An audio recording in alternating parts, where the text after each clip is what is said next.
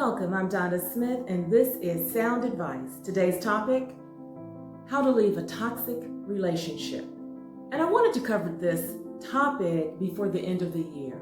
I didn't want to wait that long because I know a lot of people are suffering in toxic relationships. So why me? Why would I want to talk about it, or even what makes me credible?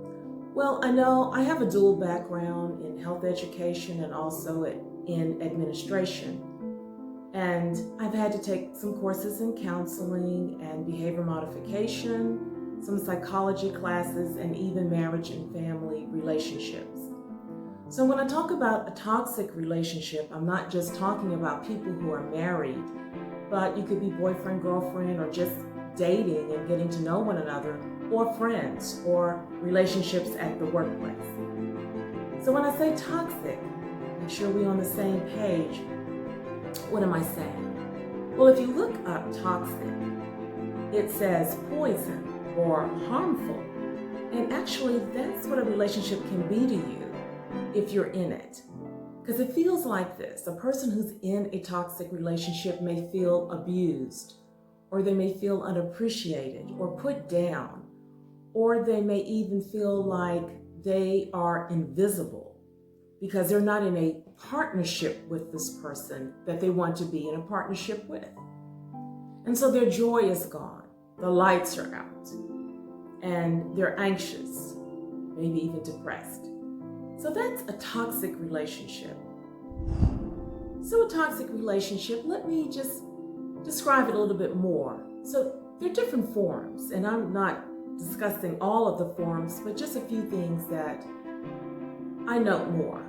And a toxic relationship can be where an individual is in a relationship with someone who is very controlling. I mean, extremely controlling. It is my way or the highway. And they treat the person as a child, or you may be treated as an object. So there isn't a partnership, and that's not good, that's toxic. Or another form of a toxic relationship could be that you're always being put down, so you never feel good about yourself, and you're very unsure, and you question everything because this person is not supportive. And you have to understand, if an individual doesn't feel good about him or herself, then they're probably not going to want you to rise above them. And so if they're here, they want you to be down there so they can always feel good about themselves. And that's a toxic relationship. Another form of a toxic relationship could be that they are verbally abusive, which goes with they're putting you down. So they'll say you're stupid, or all these negative terms, or you're just not bright, you're never going to make it. And they may say some things that address your appearance. You're fat, you're not this, or you just don't look good. So this is a person, again, who's trying to keep you down. Another form of a toxic relationship could be that they're physically abusive. And another form could be that they are not loyal to you. So you've had repeated episodes of their cheating. And all they have to do is come back to you and say that one magic word, love. And you've heard it. It's a spellbounder, love. Now, love, we use the word so casually. Everything is love. We talk about love all the time. I love your hat. I love your coat. I love this. I love that. I love that hamburger. I've even had people who just met me. I love you. And I understand. They have an attraction to me, or they respect me, or what have you. But you have to know someone to really love them. And that's what brings me to this next topic. So what is love? And I want to take it step by step. I just pulled some key words and I want to share them with you. True love suffers long. True love envieth not. So when you're happy, I'm happy. Your sunrise is my sunrise. True love is not puffed up. Some people can only think of themselves. I say they're in love with themselves. And I remember I was in a situation where I was attracted and I liked this guy, and I thought he liked me, and we would go out a couple of times.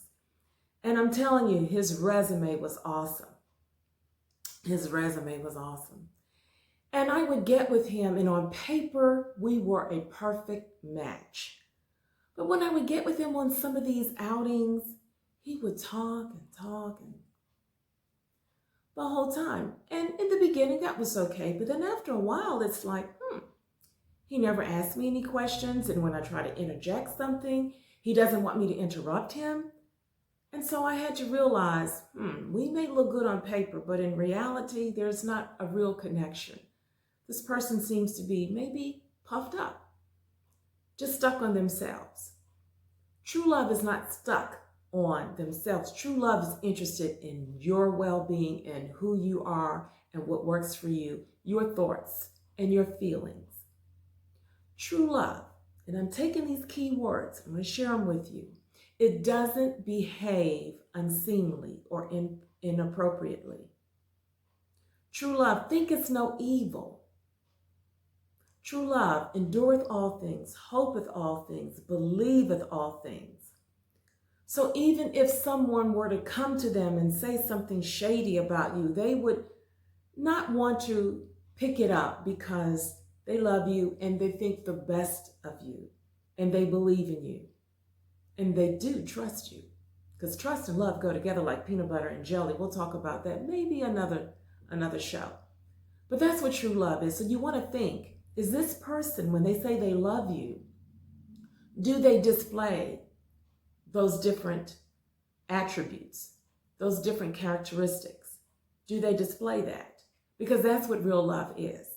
And if you want joy, peace, happiness, and good times, then you have to ask yourself, are you getting that in this relationship? Because I say, no one can have a relationship with you without you allowing it. So you are allowing it. And I also want to say this. Now, not even with my best friends, I don't tell anybody to leave anyone. I've got them close. But I don't tell anyone to leave anybody. That is your decision. I'm just sharing you information I want you to think through. And there's one question I want to pose to you, and I really want you to think this through.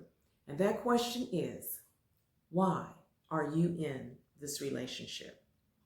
Why have you stayed in this relationship? Maybe in the beginning, it was glitter. It was gold. You didn't know that person, and they presented themselves differently. But now, it's been a long time now, and you've been with this person. They don't want counseling. They don't want to change. They keep putting you down. They keep dealing with you in a very hostile, negative manner. Why do you want to stay in a relationship like that? That's my question to you. Because you pack your own suitcase. So if I go on a trip and I pack my own suitcase, and if I get there and I didn't have a gray skirt, well, I didn't pack it. If I didn't have a red sweater, well, I didn't pack it. If I didn't have my brush or my comb, well, I didn't pack it. So I can't blame anybody else because I packed my own suitcase. And I'm saying to you, don't be a victim. You pack your own suitcase, and there may be some choices you need to make. So I'm going to leave some recommendations because we're talking about how to leave a toxic relationship. You may want to talk to a trusted friend that can just kind of help you piece some things through, or a minister, or a counselor, a professional counselor. Or if you are afraid and you are in a relationship where there's physical abuse and violence, then I will leave some resources below. And these resources are national, but they can maybe lead you to someone who's local, because you definitely would need some help, and they can help you with those small steps that you can take so you can see yourself clear. And that would be important to you, because I want you to experience joy, happiness, peace, and good times. Now, I will say this. If you make the decision, because once again, I don't tell anyone to leave anybody. When we say relationships, that could be your buddy or a friend who's putting you down and treating you terrible and betraying you and talking about you, or a marital relationship, or boyfriend and girlfriend, or just dating, or someone at the workplace that you're friendly with. But whatever the case may be, if you decide to leave that relationship, you only have two sentences. Two sentences. And this is what you can say. Charles, we've been in a relationship for several years, and it's just not working. You should have someone who's better for you. And I've come to the realization finally that I deserve someone who's better for me. So we're done. Two sentences. And after those two sentences, it's easy. Keep it moving. I think of Paul Simon, that song. I like that song. It's an old song. And it's called 50 Ways to Leave Your Lover. 50 ways to leave your lover. You can slip out the back, Jack. You can make a new plan, Stan. You can hop on the bus, Gus. Don't need to discuss much. Now I'm going to say that. Don't need to discuss much. Because if you feel you need to discuss much, then that means you're still trying to be in that relationship. See, the discussion part is when that person wants to work with you and you're partnering and you want to work with them. And there's some conflict, and that's okay. You can work through conflict. As a matter of fact, I teach. I've given a number of presentations on conflict resolution. Conflict is not bad. It's how you manage it. But if you're at the point that this person doesn't want to get counseling, they don't want to get help, and everything that's wrong in the relationship, it's your fault, it's always you, and they keep abusing you, that's when you slip out the back, Jack. You make a new plan, Stan. You hop on the bus, Gus, and you don't need to discuss much. You just drop off the key, Lee, and get yourself free. I know it'll be difficult, but you can do it. Get some help. And I'm Donna Smith, and this is Sound Advice.